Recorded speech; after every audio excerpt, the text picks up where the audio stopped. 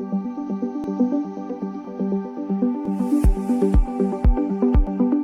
we're excited to welcome you back and to have this conversation with Rich Brown. Rich is a Marine veteran, small business owner here in Fredericksburg, Virginia. He's also the founder and president of the nonprofit Guideon Foundation, which supports veterans and first responders by sponsoring events and training for those groups and young people in the community. I met Rich recently after a speaking event and had a chance to meet and talk with him about his work. Welcome to the podcast, Rich. We appreciate you being here. Thanks, Don. I appreciate you giving me your time. Awesome. So we first connected over a discussion about agentic AI, and you were the one in the room that had a much better story about using agentic AI and better experience than anybody else. Tell us a little bit about how you've been using agentic AI in your work over the last couple months. Sure. Yeah, no, I think when we met up in person, I told you that I was a little ashamed that I had talked about my spending habit with agentic AI, as I had worn it almost as like a badge of honor. I think all in total over the last 2 months, I've spent somewhere between $2,000 and $4,000 in Anthropic tokens. But it's really, I shouldn't celebrate the fact that I don't budget well for for agentic AI. I have gotten much better. And so I've created an infrastructure in which my agents are a lot smarter about the tokens that we're using, right? So, and I think I said this when we met, that I use this metaphor to tell somebody else about the setup and the fact that if you're speaking just about Anthropic, obviously there's other services, but if you're using Haiku is about on the level of a college graduate in terms of what it's able to produce.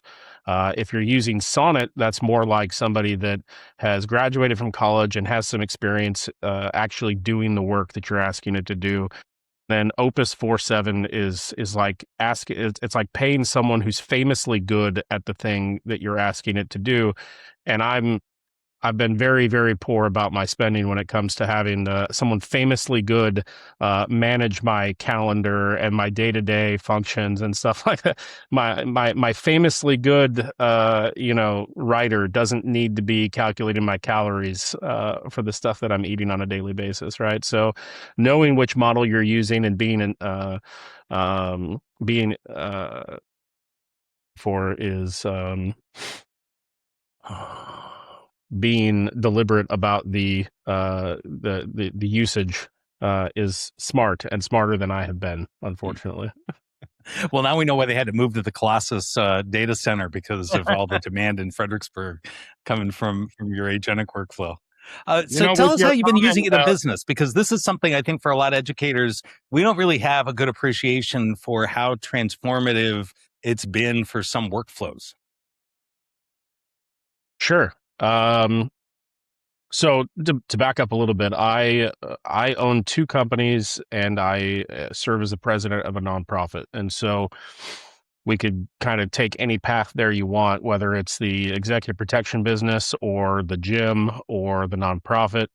I can say for the nonprofit, I think right off the bat, because something I've been working on lately, we have this service leadership academy that we're hosting this summer, where we're going to take 35 rising high school seniors and teach them leadership from the perspective of veterans and first responders in the community, and some guest speakers from around the country.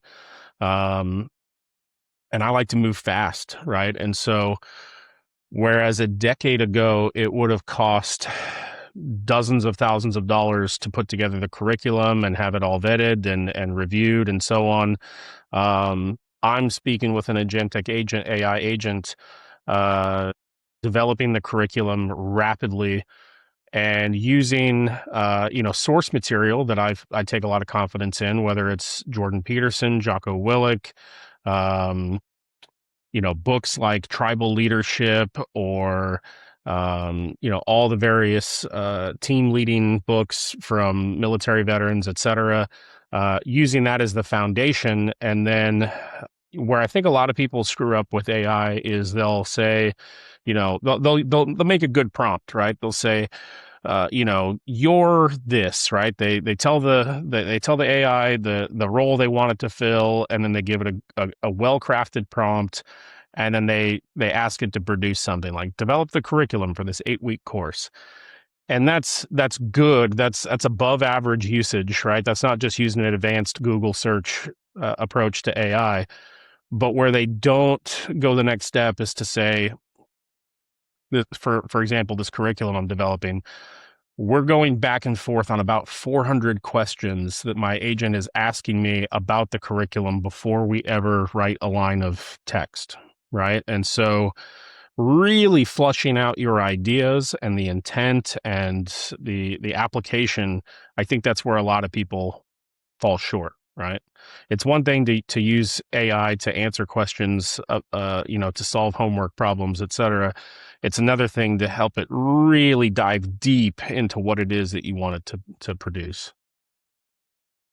Yeah, and I was gonna say, I think it's definitely true in my experience that you should also get some free Claude tokens for your claim that it's as good as a professional, right? 4/7. So I think I am an unpaid fanboy spokesman. right. Yeah. There's got to be a way to maybe Anna can help monetize that with some short clips there. But I think that's kind of definitely the case. And how we're using it, that's kind of with the curriculum, which I think a lot of our listeners can relate to. But I've also heard, and this is incidental, but I've heard from a number of kids who at least graduated last year or so. They were like, "Oh, our professors told us we can't use AI. Don't use AI in school because you're never going to get a job if you use AI at work or you tell the people who are hiring you you used AI." And that obviously kind of is not the case. But what are some ways that like you or some of your employees, maybe you're training or encouraging them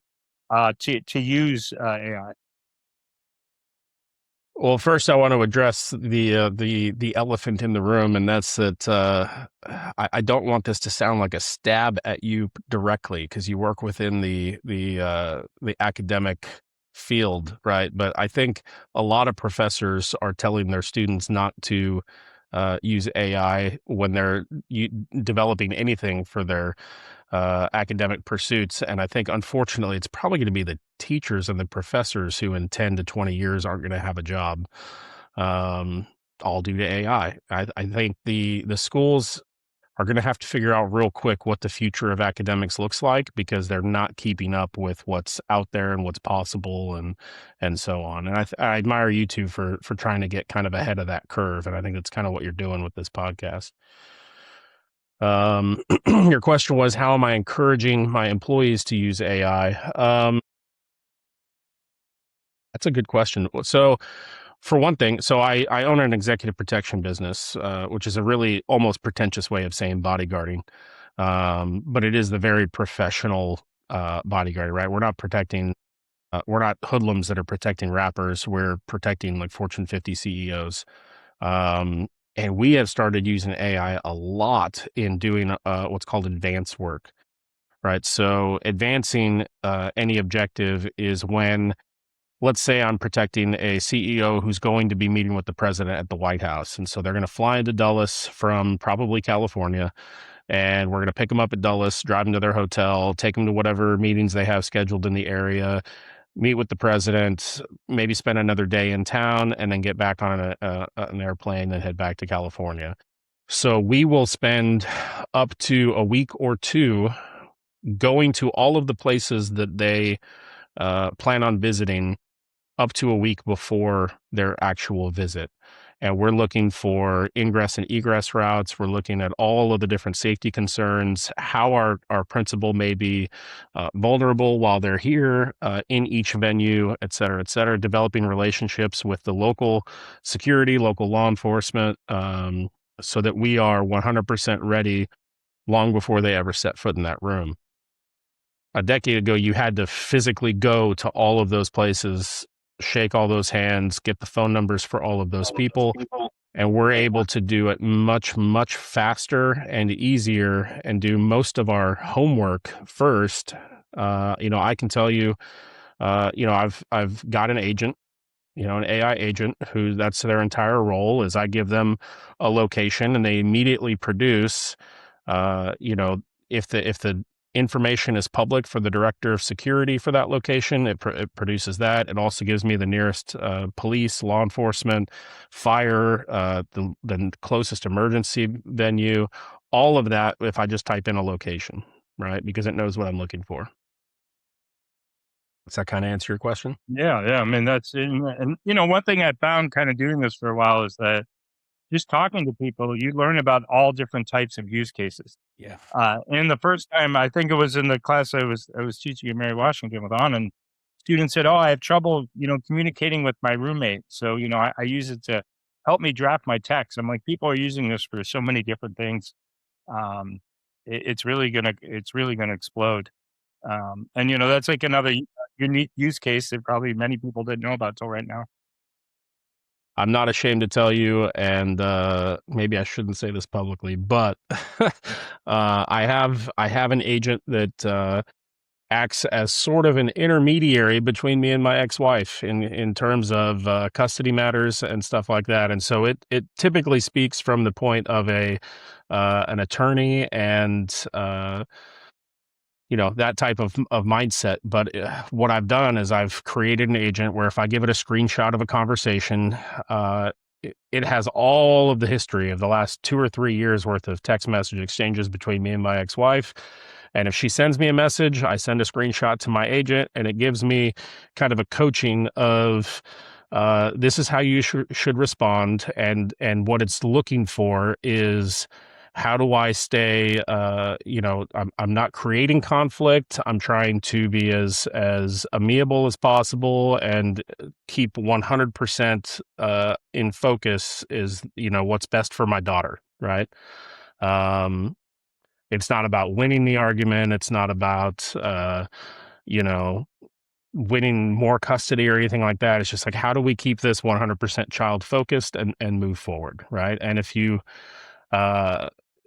if you prompt your agent in a way that those are the results you expect, it usually comes out pretty good. What I love But yeah, about there's that there's example, a use case for everything, I think. yeah. What I like about your approach, Rich, is that this is, I think, illustrates it, and also something you were saying before, like working on the curriculum. You don't just offload it and tell the agent just to go and do it, or hey, just handle this communication with so and so. You have gone through this process so that you make sure that the agent really understands your perspective. But I imagine that process also helps you kind of flesh out that perspective. I mean, when you were telling me the other day about having all those series of questions for every item, I mean, you put a lot of time into that. Does that really still result in some people might say that how do you really save time if you're spending all that time putting it in the first place? But what I really appreciate from it, and I would love to hear your thoughts on, is how does that maintain your control over the thought and the idea so that it's not offloading it, it's just extending kind of your own ideas and capabilities. Yeah, it's more about refining things than offloading it, right? And to answer your kind of question within a question, it saves time because you do it once and then you know what to expect when you have to do it again, right? You don't have to tell it twice, unlike, an employee where if it's worth saying, it's worth repeating, right? You don't ever typically have to repeat yourself with AI. But your process, you really retain that. You really maintain control over those ideas. So maybe like take the example of the curriculum and you go through this process of, for each point, you've trained it to ask you so many questions so that you really flesh out an understanding of it so that it's really your idea. Talk about kind of why do you design it that way? What's the benefit of doing it that way? Do you really feel like it's still your idea and you control it? Sure. There's a quote that I keep coming back to recently, and that's that unspoken. I don't want to paraphrase it or misquote it, but it's um, unspoken concerns are premeditated disappointments, right? And it's just a way of saying if you don't communicate every concern you have, every limitation you have, etc., you're just setting yourself and the other involved parties up for failure. Um, I would challenge the professors to say, use AI, absolutely use it because it is a force multiplier, but be prepared when you submit that final, whatever the assessment is, whether it's a project or an exam or whatever, be prepared to tell us how you developed it, right? What questions you had, what obstacles you faced, what you had to do differently that, you thought you were going to go this way and then you had to change directions this way.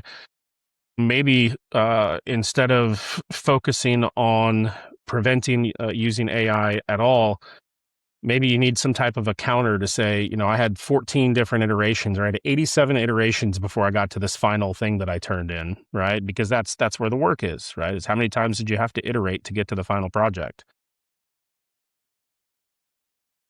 Does that answer your question? Yeah, that definitely helps.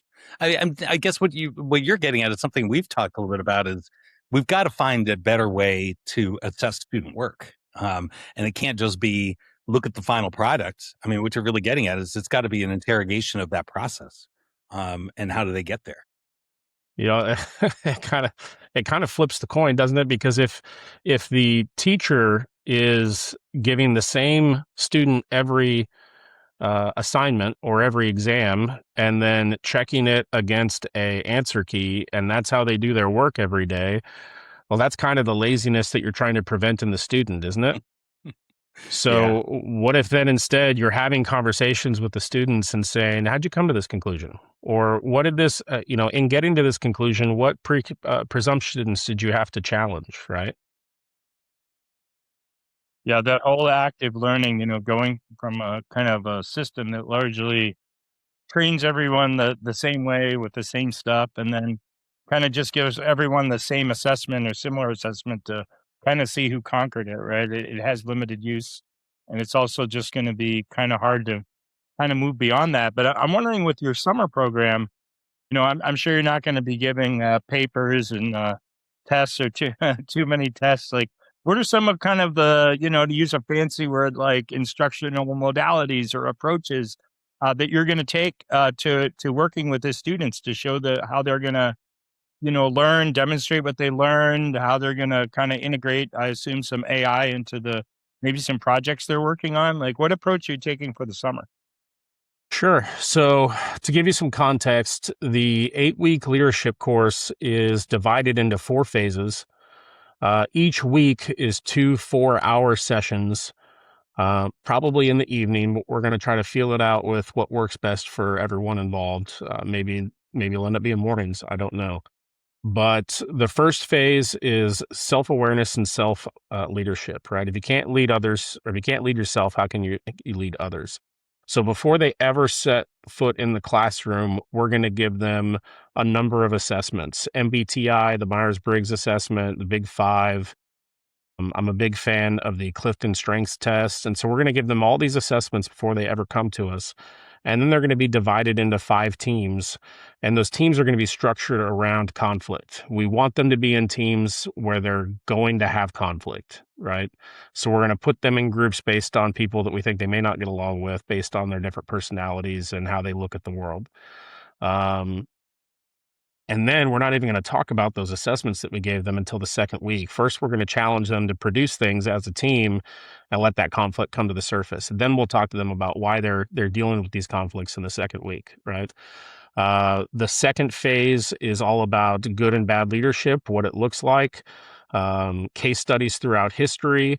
We're going to go meet on a battlefield in the Fredericksburg area and do a battlefield study, what decisions had to be made, the decision-making process, how it looks in real life. And then the third phase is developing and leading teams.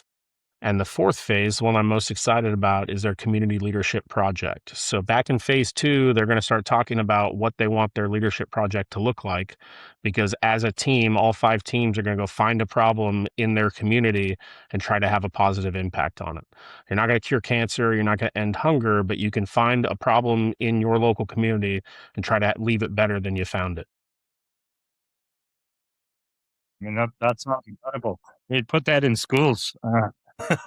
Seriously. I mean, that kind of project-based learning is exactly what students need because, I mean, not only does it better motivate them because then they see they actually have an impact. They're doing something. It's not just arbitrary. It's not just made up from exercises that don't really have a real world impact. I think you're going to find the students are going to just really rise to the challenge, and I can't wait to hear how that works. I definitely want to be in touch with you afterwards to find out how it worked. Maybe we can have you back to talk about that experience with it.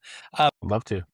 And one thing we were talking a little bit about before when I met with you is that you aren't really designing this program to be AI intensive, but it seems like it really prepares those students for the use of AI or for an AI world. Can you speak to that a little bit? How do you think it prepares them for a world where they're going to have to use AI and AI is changing so many of the jobs?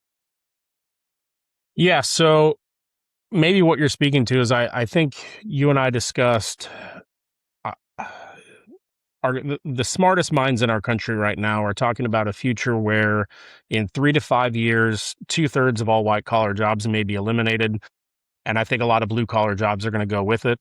I think they just think of white collar jobs as being easier to automate, and they're in the white collar sector. Therefore, they concern themselves with white collar business, right? But I think blue collar jobs aren't right behind them. And so, what does that world look like? And I think we're going to move away from uh, the current environment that we're in, where you graduate college, you try to find a career that you can settle up to for 45 years and try to make a long haul of it. I think we're moving towards an economy of problem solving, right? If it can be automated, it will be automated. So if you want to do something with your life, if you want to find value, you're going to have to go find a problem to solve. And so, yeah, our SLA is structured around, finding problems to solve and going out and leading people to fix those problems. You mentioned a lot of like going to the battlefield and thinking about some great historical military examples to be able to highlight this. And I think some people in society, especially for those who haven't had any military background or family members in the military, they kind of view that as separate from leadership in the rest of society. Obviously, it's not. But I'd love to hear you speak a little bit about that. How is it that the leadership skills and learning about it from those that were in the military, veterans, or thinking about military experiences, how can we draw on those and have students draw on that, even if they're not going to go into the military? What are the similarities between the two? Yeah, I think military leadership kind of gets a bad rap in that it's viewed as if there's this commander or drill instructor or whoever who kind of stands on a soapbox and barks down at people, gets in their face and yells at them and tells them how to do things. When in reality, the leadership that I experienced in the military was all about serving those at the bottom, right? It's if I'm a corporal and I'm in charge of lance corporals and below, how do I best enable them to be better at their job and to achieve the mission and so on and so forth? One of the things that I think industry has yet to learn from the military is, especially in the infantry, we're really good at, I need to train everyone below me to be able to immediately step into my position and take over my job because I may be the first one to get shot when shit hits the fan. Sorry, I need to consider your audience. I'll try to censor myself. And so we're really good at that. But I think in industry, it's much easier to find what I would consider a gatekeeper, right? I need to be the only one who can do my job to the best of their ability, and I need to be indispensable to my job, or I'll be easily replaced. And I would challenge industry to say, look for the people who are actively trying to replace themselves with their subordinates, and those are the people you need to promote, because those are the people who are making sure that everyone is capable of progressing, right? Military leadership at its heart is leaders eat last, and I need to take care of everyone in my charge and make sure that they're best enabled to achieve whatever the mission is today. One thing I've been thinking about a lot lately is that, education can be very self-referential. Like, okay, well, I kind of create this, I can create this goal, excuse me, this content goal or this skills goal, and then we can see how many students meet it, and the whole thing, the whole system can kind of reference itself. Or I feel like in industry, you can't really do that because you have to compete, right? Like you have to compete against other companies in the military, right? The stakes are even higher, right? They're more existential in many ways. And I wonder, being in the military now having two of your own businesses, what are some things you think like education can learn, from either or both kind of business or the military in terms of how we should prepare students, for the future? Even I'm sure you even reflect on, what your own daughter is learning in school and how she's learning, and if you might reflect on that a bit. That's a big question. And hmm, I think education is always going to be um, kind of handicapped, because the timeline that it takes to get from what industry needs and what industry is doing well, and then get that into the curriculum and then prepare students for that, especially as things. I think we talked about the OODA loop, Anand. Um, it was Colonel Boyd who created the OODA loop, and OODA is an acronym for Observe, Orient, Decide, and Act. And so he was an Air Force colonel who was teaching dogfights.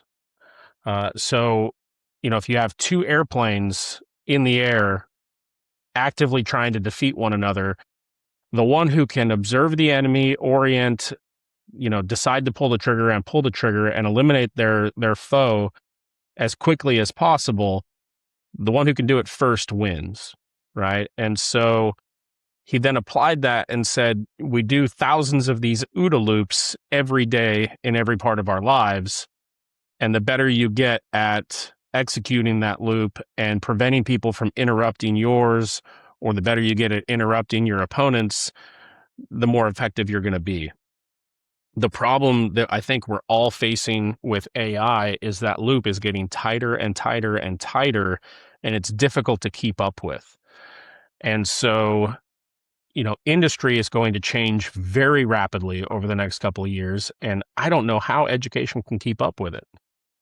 I don't know if it's possible to keep up with it in its current form. So I would pose that question back to you as to how do you keep up with something so advanced? Government can't do it in any way, shape, or form, and school is kind of regulated by government. And so how do you kind of take the lead and stay in front of that ship? I don't know. The one, and it even goes back to your summer program, right? People, whether through the nonprofit or profit sector, offering students, some ways to learn outside school, right? A lot of students kind of are taking advantage of those opportunities in other ways. I think students have started just learning things online. I've had a couple students where I am now. They went and learned stuff about AI. They just taught themselves, like both the math that they needed to learn behind some of the models, and some computer science things. I mean, that's probably not your average student, but I think there are a lot of opportunities to learn more than you need. I think the message that, I don't think schools are going to be able to provide all the instruction, right? I don't think most faculty are going to learn that quickly at either the K-12 or university level, but to really kind of make those resources available to students, to encourage them to take classes on Coursera or even just find things online where you can learn. But I think the one thing schools can do that they're not doing, that I think they're almost afraid to do, is to tell students, like, the world's changing a lot. We can't teach you everything you need to know. You're going to have to take more responsibility, right? Schools, especially K-12, they're kind of so protective of the kids and try to make them do things and all that, right? Which is okay, but that's not really going to be enough. I think schools could really empower students more than they are. I think, and sometimes they're almost disempowering them and say, just do exactly what we tell you and you're going to be set. And I don't know how anyone can say that. Yeah, I think if the schools have any duty to the student, it's to teach root principles and instill a sense of judgment, right? Because you can create anything with AI, and you can even ask it for 5 solutions to the same problem, and then knowing which one of those solutions is the best, that's still a skill that's going to have to be taught, or it's useless.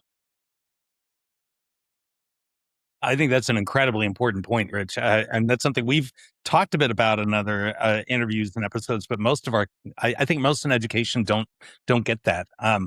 I mean, it's changing. There's some that are still resistant and thinking we can just hold off AI, and that's not realistic, obviously. But I think Why for would you want everybody to? else, yeah, I mean, yeah, why would they want to? But I think for many others to kind of appreciate this role of judgment. I mean, that's something I think we've always thought we were teaching some of that, but it's kind of back to your example of the OODA loop. It's happening so much faster. And that level of judgment is got to be so much more specific and more sophisticated than ever before. I think because when I even think about like evaluating somebody's arguments before, like if somebody made a claim, if we're having a discussion about politics and you make an argument about something, a generation ago, those arguments that we would have made would probably be fairly basic. And now we have access to so much more information. Things are far more sophisticated. And not only do I need to understand that argument, but I need to be able to judge it in a more sophisticated way, to evaluate it in a more sophisticated way. I think that's where we're kind of falling behind, is that we're still looking at it through the old ways, the old lens. Are you suggesting that critical thinking is important enough? It just might be. This is something we've been on a soapbox about for a long time, because we both have a debate background. I mean, that's if you don't have critical thinking, I just don't know how you survive in this society. You're just going to be taken advantage of right and left. I really appreciate Elon Musk's stance on this whole subject, and that's that he started very pessimistic, very kind of doomer, in saying this is not something we are ready for. This is not something we should be actively developing, and we need to pump the brakes. And then it wasn't long after that he kind of came out and said, the genie's out of the bottle. You can either participate or spectate. So I'm choosing to participate. And in that, I'm obviously inserting my own kind of thought process here, but he's saying the genie's out of the bottle. It's up to us to decide whether that genie looks like Robin Williams or more like Jafar, right? And so I think the duty of our educators right now is, how do we make sure that we're producing students that want to create things that look like Robin Williams and not Jafar, right? So when you're thinking about your own daughter, SLA. I love a good Aladdin reference. So you can tell somebody's had it as a kid. They watched that movie a number of times. When you're thinking about your own daughter, the OG Aladdin, right? Not the live action one. Yeah. What do you want your daughter then to develop as far as these skill sets? I mean, that's a hard part. I have kids in public schools too, and they have to play the game. There's still things you have to do, but then I'm also like, okay, well, this is what you really need. This is what you really need to learn. This is what you really need to be able to do. How are you guiding that for your own child? Yeah, well, again, spectate or participate, and I'm choosing to participate as much as possible. We both have full schedules at the moment, and so we get a little bit of time in the evening and in the mornings. I'm very grateful that I'm fortunate enough to be able to be a parent who can take my daughter to school and pick her up from school and have conversations around that, et cetera. But this summer, I'm planning to give her own AI agent and sit down with her. And as we talked about over coffee, setting it up in a way that not only doesn't spend a shit ton of money on tokens, but doing all the work to dictate or direct the personality and the values of that agent to produce useful and meaningful things. So we're going to sit down this summer shoulder to shoulder and build her an AI agent or ecosystem or whatever it looks like. And we're going to learn a lot of it together, I'm sure, because by now or by then, things will be different and I'll have to relearn things. But yeah, I think just active participation is the best thing you can do as a parent. And so that's what I'm choosing to do. I'd love to be a fly on the wall on their first day back to school. And, sometimes the teachers say, hey, everybody said what we did over the summer. My daughter will say, hey, my dad built me an AI agent to do all my schoolwork. Right. And well, that's okay. Remember, I'm a military veteran and a bodyguard by trade. So my biggest concern was going into kindergarten that she was going to tell her teacher that I hide guns and money on the wall. So I think we've progressed a little further, I think. This is a safer topic for her to talk to her teacher about. That's fine. Yeah, I think so. Maybe. what I love about that example, though, is that it's not just yeah, kids are going to have AIs, to let them have AI. It's playing an active role in then guiding what your daughter's going to do with AI and helping her build it and talk to her about it and let her see your process for, building it out. One thing you told me about what you've done with your OpenClaw in training it on certain materials so that it gains a particular perspective. Tell us a little bit about that. Like, what went into that? Why do you think it's important for that agent to have a particular perspective?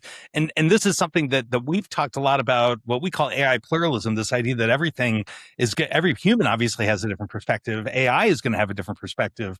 I think this really resonated with me, but tell us a little bit about what went into that and why you did it.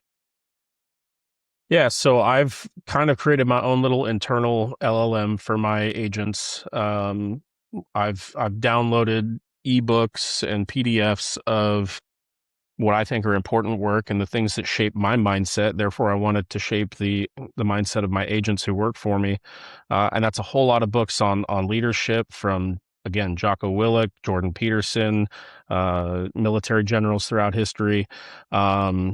And the very foundation was the Stoics, and like my agent's called Marcus because Marcus Aurelius is, it was a layup for me, and the disciples, right? And so you can see it in a lot of the content that we produce. It'll very often reference, the Stoics or the disciples or Jocko Willink, et cetera, et cetera.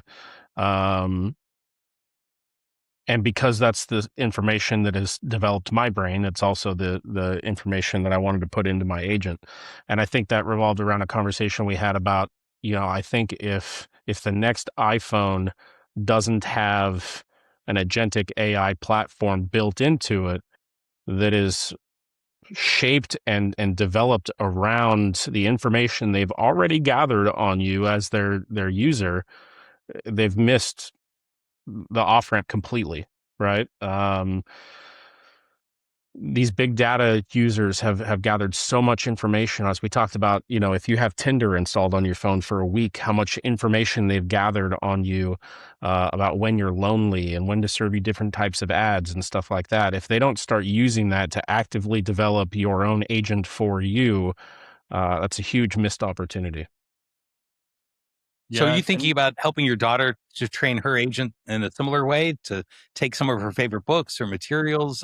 What I guess I love about that would be highly egocentric of me to think that my daughter wants to learn from the Stoics. But yeah, I think there's some of that in there. I want her to have the same ideas I do. I mean, hers might be train on Diary of a Wimpy Kid or something, right? I mean, it's just like whatever she feels is important. I love that idea of imprinting yourself on it so that it better represents you as the user. Absolutely. I think you're going to be, it's kind of like, I love the quote, if you don't define success for yourself, others will define it for you, right? In the same way, if you don't tell your agent how you want it to think and what you value, et cetera, you're waiting for these companies to do it for you. And I think that's the wrong approach. Yeah, I was going to say, if you don't imprint yourself, you're going to be imprinted, right? Like, yeah, you want to, it'll gather, like you say, potentially all that information they have on you, and most people don't understand the totality of it, right? Just kind of, maybe that they've gathered on you for decades, right? But that still may shape or, kind of misunderstand you, at least according to you. Maybe they understand you better than you understand yourself, so to speak, right? But you want to have kind of an opportunity to influence that. That's kind of one thing. But I think the two other things that kind of stand out to me, as I've listened to you talk about a couple things, is one is that, one thing that comes up is that now you need to be a continuous learner, right? And it seems like you've taught yourself all this stuff on your own, right? Like agents are a new thing, OpenClaw is a new thing.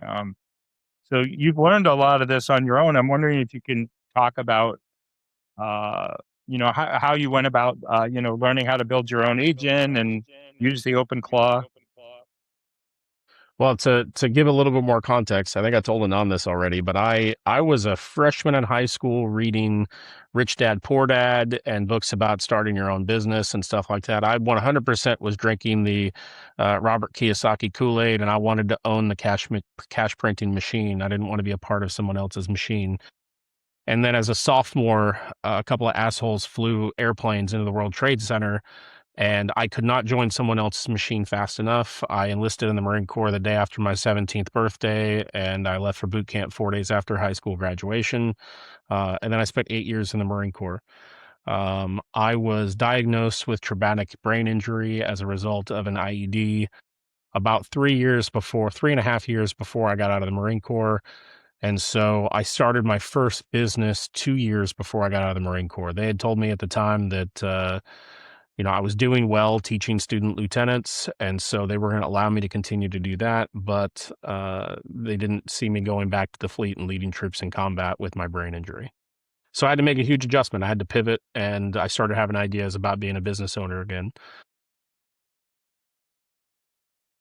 Backing up a little bit, I went from, as a freshman, I think I probably had a 4.0 GPA, and then I joined the Marine Corps, and I knew all I had to do was get a certificate. I just had to get that diploma, and I'd be fine. So I spent all of my time from that point forward focusing on sports and girls.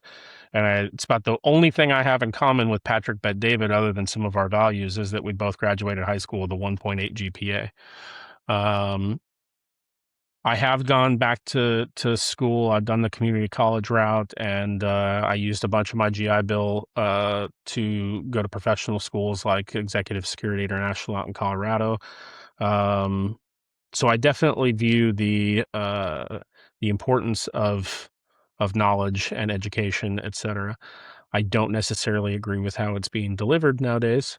By the time that I adopted OpenClaw, to get back to the root of your question, there was already way too much information on YouTube. I get most of the information I need to do the things I want to do, either from YouTube or from the AI itself. You can learn a lot about how to use AI by asking AI how to use AI and having it teach you. Now, it's in a vacuum, right? It's going to tell you based on what else is out there. But I think the combination of the two, for me, whether it's YouTube or X or asking AI, that kind of ecosystem has done well to teach me what I need to know. And I tell you what, refining AI production by having a different AI check the work of the predominant AI you're using produces pretty damn good results. It does. Yeah. Yeah. Yeah, it's just really incredible. People know how, the AI can teach you so many things. There's so many ways to learn. It's kind of a theme I've kind of picked up on. Sometimes it doesn't go over well with educators, but I'll say, ask your students, like, what are some ways they learn besides in the classroom? Right. Even just their regular school math or whatever. Right. Like they can get it from the teacher. They can go on YouTube. They can ask the AI. Some kids have tutors. We get upset when kids aren't paying attention in class, but it's not the only place they can learn content. And, in some instances, it's not the easiest place for them to learn. There's just so many opportunities to learn and grow and build businesses. It can be a little scary, right? Like, oh, people losing jobs. And there is a lot of room. You need to be aware of hallucinations, et cetera. But you can do the same thing with an AI agent that you can with a student. And it's, show me your work. Show me the citation, right? Yeah, this sense of being able to learn other places. I mean, we've got to lean into that. And I think so much of the traditional educational approach is the classroom is this sacred place. And, I mean, Stefan and I, that we're educators, so we have drunk that Kool-Aid before. But we also, I think, realize as debate coaches, and I think for our experience in debate, I learned a lot more from debate than I ever did in the classroom because I was motivated. I wanted to win that debate. I wanted to make sure that I didn't look like an idiot when I was in the middle of a debate. So you find other ways to learn. We've got to find a way for students to be motivated to learn like that. What would you, Rich, if you could speak to most, let's say K-12 educators or higher ed, what would you tell educators about how do they make that pivot? Because it's not easy when you've been doing something for a long time the same way, and you realize, hey, things have to change. I'm not sure how to change. Like, what would you say they should start with? Well, you brought up debate. One of my favorite debaters is Dennis Prager. I don't know if you're familiar. He's a conservative Jewish debater. He owns an organization called Prager University. I think the YouTube is PragerU. But he will tell you that the reason that he often gets invited to debate in circles that a lot of other conservatives don't, or anyone who challenges the view of the people in that circle, is because he doesn't seek to win the debate necessarily. Anytime he's on a debate stage, he certainly doesn't look for gotcha moments, but he doesn't necessarily look to win the argument so much as to better understand the person that he's debating against. Right? If he can better understand what's brought them to the conclusions they have and what's driving their thought processes, whether he wins or loses, that's a better state at the end of the debate, right? And so, with every single student, if you seek to better understand what's driving them to where they are, how they got to the conclusions they have, and then use that to better influence them and better educate them, I think you're going to be light years ahead of where you started.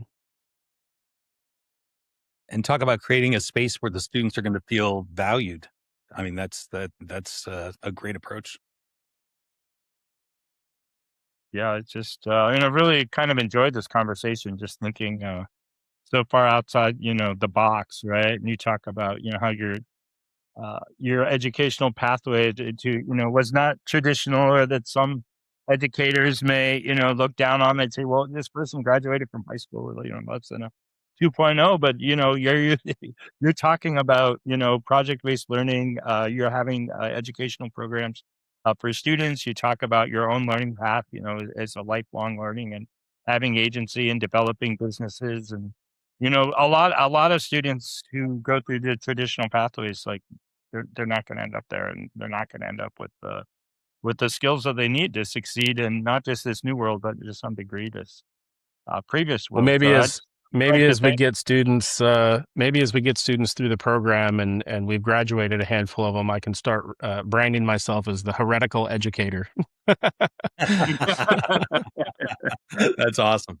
That's awesome. No, I know, So met on LinkedIn. That's where a lot of this conversation happens, just project-based learning. And, the dude's just pretty well, but he's just working so hard to get schools to just do it at a really, limited basis, right? Like a special thing in the class. And, you've come up with it, and you've learned it, and you taught yourself all this stuff, and you designed the program and thought through all the iterations of it with like you said, with an AI. It's really awesome. It's really just a demonstration of not just doing well. Like, you've taken it and you've done good, right? You said you could take this powerful AI and you could basically do good or bad with it. And you're doing good with it. I appreciate that. yeah, yeah. No, I'm really excited about the summer program, and definitely want to follow up with you to find out how it's going, because that's exactly the kind of education students need. I mean, when we were talking a little bit earlier in the conversation about the problem with more traditional approaches, somebody going getting a degree, is you'll take years, and that even a course will take so long when you need the skills now. And we have to find ways for education to adapt, or maybe for traditional education, get out of the way for people to be able to develop those skills. It's like if you waited and said, hey, I heard about OpenClaw, I think I'll sign up for a class next fall to learn about OpenClaw. And then maybe by December, then there would have been a class about it. And at that point, OpenClaw is not even going to be around, right? Things will change so rapidly. Yeah. It's just laughable to think about a traditional educational process working with something that's changing that quickly. And maybe there's some areas that, you still need some traditional education. I think that root principles, you're right. Maybe, I still want to have a doctor that's gone through a lot of training, right? But I think for most of us, when we're thinking about these skill sets, we've got to find ways for students to be motivated to go and learn it right away. It's got to be just in time, and they have to. It's going to come down to their motivation, and that's one thing I love about what you've outlined, is giving students that agency and that motivation is key. And I think you have a great way for them to develop that. Well, I want to think. I want you to think about the words you just chosen on. I want a doctor that's had a lot of training, and we're getting very close to having AI models who have far more Sure. training than any human can Yeah. get in a 20-year education. So, yeah, I think we agreed. The future is equal parts exciting and terrifying. Right? It's going to be a hell of a ride. That it is. That it is. If you don't mind, one last question I want to ask you about, because I hear often from people that they're, especially like living in Fredericksburg, people that are resistant to AI because of data centers. They don't want AI to displace their jobs. They just want to put up roadblocks.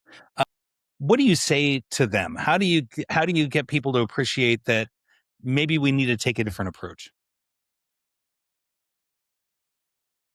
I would say keep up. Um, the data center problem. By the time we're done arguing about it, Elon will have data centers in space, and it won't be something to argue about anymore. It was the same thing we saw in the 90s and early 2000s when Congress couldn't come to an agreement about whether we should be cloning sheep or using DNA or I'm sorry, they were using stem cells from fetal material to study DNA, et cetera.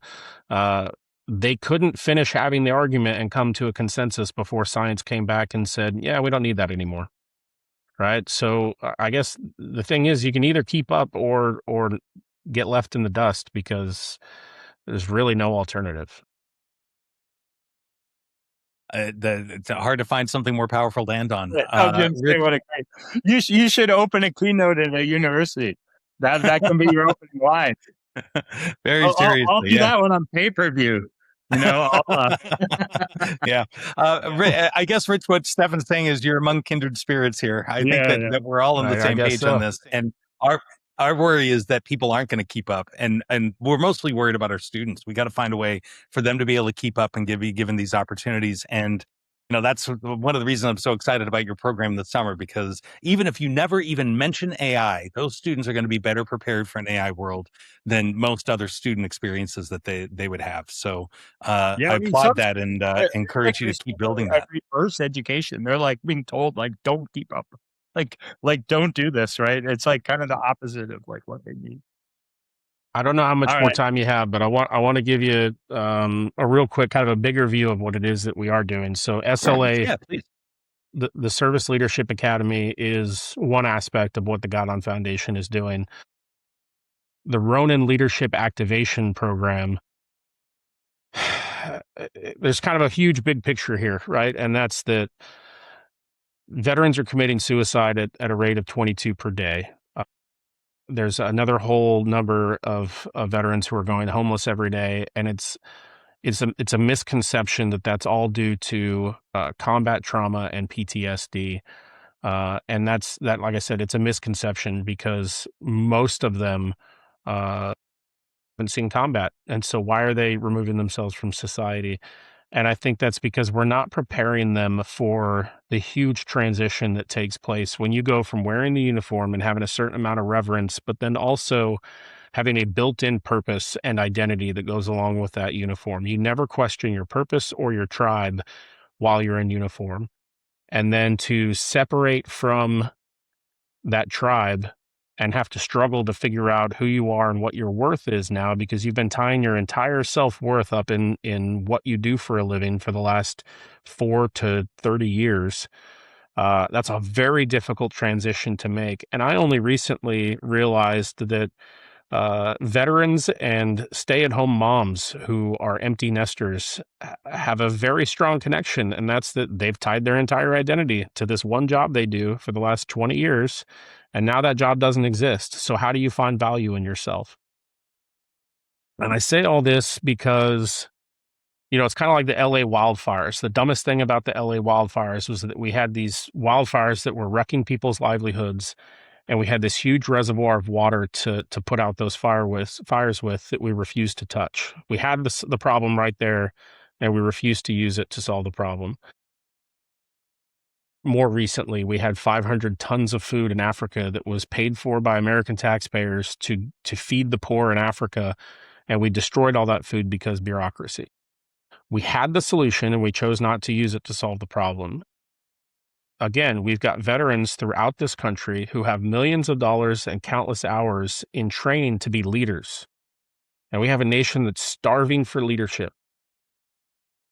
And so why not use those veterans to solve that problem? And again, if we have 2/3 of all people having to go through this same exact transition in the next 3 to 5 years, where now they're struggling to find identity because the career they've had for 20 years is completely gone because of AI and robotics, well, they're going to be going through that struggle too. So what the Guideon Foundation is hoping to do is to get veterans in a position to better help the rest of our population who's very soon going to be saying, what value do I have in myself if my career doesn't exist anymore? That is really powerful. And I think you're right. That's uh, this is a tragedy that veterans are experiencing this, and so it's important to address that. But you've tapped into something much bigger. This is going to be a transition that will affect so many people that if you're able to work on this, that could benefit so many sectors of society. Yeah. Equal parts terrifying and exciting. Yeah, yeah. More of an emphasis on terrifying for some of this, but but it's exciting to see you working on this, and it's really great that you're giving of your time to do that, to work in these areas. Well, it's my one way I've found to try to be useful. Thank you. Rich, thanks so much for being part of this. If somebody wants to find out more about the Guideon Foundation, how can they find you or the foundation's materials? Sure. GuideonFoundation.com. Guideon Foundation, no spaces, no periods, no nothing on Instagram, Facebook, YouTube, all the places. Rich, thanks for joining us. We're going to follow up. We want to hear more about what happens this summer. And, as I said before, I want to bring you on campus for some discussions. I think a panel discussion with local business people about how they're using AI would be so valuable for our students, and to be able to share what you're doing with Guideon Foundation. I think that'd be great. However, and wherever we follow up, I'm already looking forward to it. Excellent. Hey, thanks so much. Thank you.